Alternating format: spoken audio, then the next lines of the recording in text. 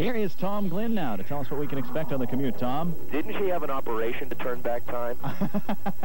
I don't know, but it's possible. It's possible. Anything's possible. I'll look into that and get back to you. Thank you very much, Jeff. As we check the traffic right now on a Friday, you know, we don't really have too much to complain about, Jeff. The lower deck of 93 and the inbound side of the Tobin do fine. The Sumner Tunnel is just jammed up a little bit at the entrance, but the Outer Ring northbound is a slow go for you.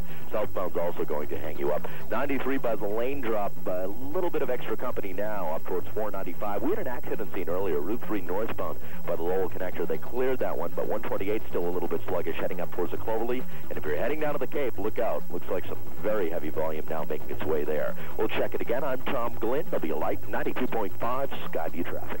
Radisson Shades of Summer Weekend. For as little as $49 a night, you can enjoy a getaway that's a welcome change. Call 1-800-333-3333 or your travel agent. You could be driving one of the best cars in the world for a lot less than you might think. A car that has the unparalleled record of being rated #1 in ownership. 3 inches of rainfall with this very slow-moving system.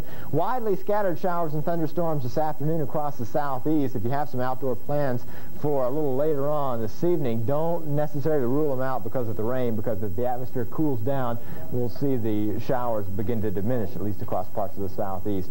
And as we head on into Friday afternoon now, of course, that's what we're watching, is the thunderstorms continue to be fired up across the southeast, but as the atmosphere cools, as I mentioned, you'll see the disappearance of those storms, but we will see the reappearance of those storms again across the Central Plains and the Midwest tomorrow, with the frontal boundary stalled out over the Missouri Valley. Was it because the table? Accurate, dependable. Your local forecast from the Weather Channel.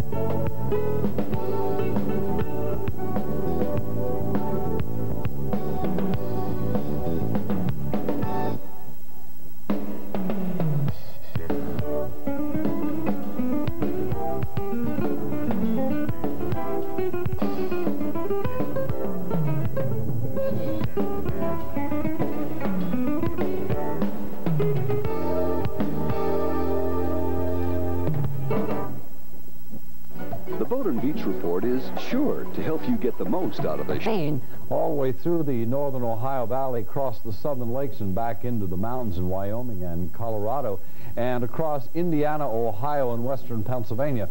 Flash flood watches remain in effect. Some light rain across parts of Arizona and New Mexico, and rain and sometimes heavy thunderstorms across the lower southeast. Here's a close-up look of the flash flood watch area. It stopped raining now in Chicago, but they have had rain most of the day, and so driving out of there and on into Indianapolis could present a problem to you. Heavy thunderstorms, a good possibility along that front.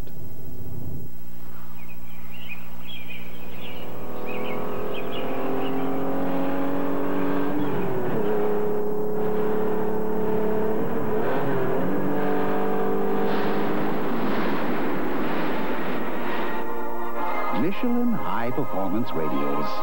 Everything you'd expect from a Michelin, only faster. Michelin, because so much is riding on your tires. Find Michelin tires at this dealer near you, because so much is riding on your tires. Let's check in with Bill Keneally now. He's with radar, and here's what he's found. And we found a lot of rain, Charlie. It's all ahead of a cold front. Let's go right into that frontal zone and take a look at the northeast and show you the rainfall. Had a report of a tornado earlier in Newfield in Maine. That now has dissipated. Still heavy rain Portland to Bangor, back on through the areas around Rochester, New Hampshire, and right on down along Route 9 between Bennington and Brattleboro. Heavy rain pelting Albany and right down Interstate 88 or a little south of there. Heavy rain all bearing down to the east at 30 miles an hour.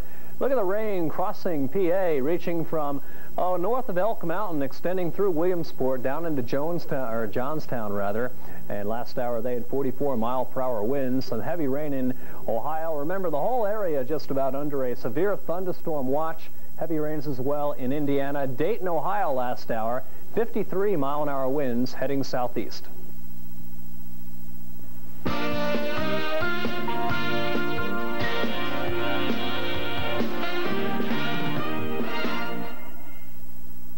Well, it was a pretty warm day in New York today. Central Park got up to about 91 degrees, and the JFK to set a new record for this date. They got up to 92.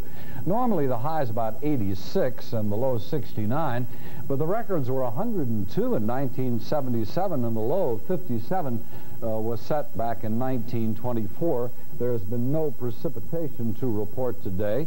Current conditions in Central Park is now it's 89 degrees at the moment. The high was 91.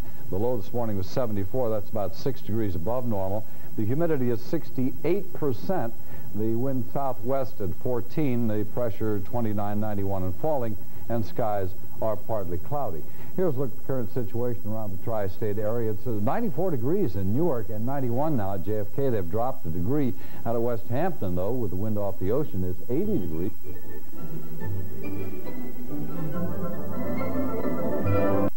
View can show you what's going on there. We can put this into motion. There have been a lot of very heavy thunderstorms to the north and west, moving across Ohio into western Pennsylvania, across New York into around the Binghamton and Albany area,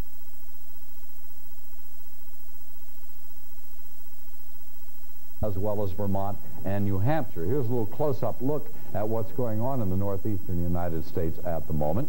And we can take a look at that, I hope. There we go. Here's the front. It is encroaching on Detroit at the moment, and the rain's running along ahead of it. Very heavy rains from northern New York, Vermont, New Hampshire, southern Maine, all the way back down into the central parts of Ohio. New York has had no rain yet, but it's in your future. Here's the late afternoon forecast for tomorrow. The front will have cleared the city and be on across southern New Jersey and out to sea, while back to the west, skies will be clearing across the lower lakes region, although the front will still be providing heavy rain for the middle of the nation. We're looking at tonight, chance for thunderstorms, and 75 for Manhattan, 72 at Stamford, 72 at Southampton, and 70 at Washington. On into tomorrow, still a chance for showers working their way on to the east. Manhattan will go to 85, cooler than today by far, 86 at Edison and 85 at West Point. And the extended forecast, this goes through Wednesday, calls for Sunday to clear out into a partly cloudy day with a high of 84. Thunderstorms in again with the next system on Monday, 81 for the high. Tuesday, partly cloudy. Wednesday, a sunny, pleasant day. High on Tuesday, 82, and Wednesday, 84. Temperatures in the morning hours from the low 70s dropping into 67, both Tuesday and Wednesday, early in the morning.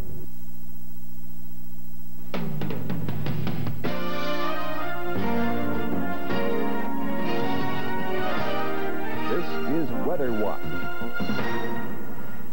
Charlie Welsh and Bill Keneally, the United States. To the south, however, it's going to be a very, very warm time through the weekend and on into Monday. Late afternoon this afternoon, here's about what's going on. Look at the 5-day business planner. Now, we are on Friday, tomorrow the weekend, so perhaps it's not business on your mind, maybe more like pleasure. Nonetheless, we'll give you the forecast for the next couple of days, and with that, you'll see that stationary front still moving across the northeast. It'll still be a wet day for you if you live up in the New England region. Even across Pennsylvania, you'll be seeing some rain through the Ohio Valley and across areas of the Rocky Mountain region. Area of low pressure develops along the surface along this stationary front, and that could spell some heavy rains for you if you live in through Nebraska and Kansas tomorrow, with the bulk of the rain still riding along this stationary front as we move into the late afternoon hours. With that intense daytime heating across the southwestern deserts, You can see the thunderstorms developing across New Mexico, very common, even across the Big Bend of Texas, scattered showers and thunderstorms across the remainder of Texas, and those thunderstorms will be developing in the warm and humid air mass across the southeastern United States. The temperatures, 40s and 50s across the northern tier of the nation, 80s for your overnight lows in through the desert southwest. Daytime highs for you on the weekend, not all that hot across the northern part of the country, with 60s and 70s in through the Dakotas. Jet stream pretty much riding along central part of the United States, so we're going to see some cooler air staying in through the Dakotas and the northern plains as we move into the weekend. 90-degree readings across areas of Texas and the southeast, with 80s across the Tennessee Valley for you. And as we move into Monday, back to work, it looks like Oklahoma City and Tulsa looking at 80-degree ratings. In through the west, 80s east of the Cascades, with cooler temperatures moving into Seattle once again for you early part of next week. And for Wednesday, triple digits for the desert southwest, very warm across the interior sections of California, with 90-degree readings expected in through Sacramento and Merced, California, 80s across the Ohio Valley. The strongest storms on Sunday, well, they'll be moving across the Ohio Valley with that stationary front that's not going to be moving all that fast. And for Monday, those storms will be the strongest across the Virginias heading northward into the New England states. So it doesn't look like it's going to be a real sunny weekend for you in through the northeast. Isolated thunderstorms across the Rocky Mountain states, very typical for this time of year. As we move into Tuesday, more of the same for you. And on Wednesday, a new system could spell some strong storms for central United States in through areas of Nebraska and Kansas, with scattered thunderstorms from the southeast in through Texas and some heavy rain possible across Minnesota. The area is shaded in green. Doesn't mean that everyone's going to see the rain, but scattered showers a possibility for you. We'll take a look at more weather information coming up. Stay tuned now for some local conditions near you.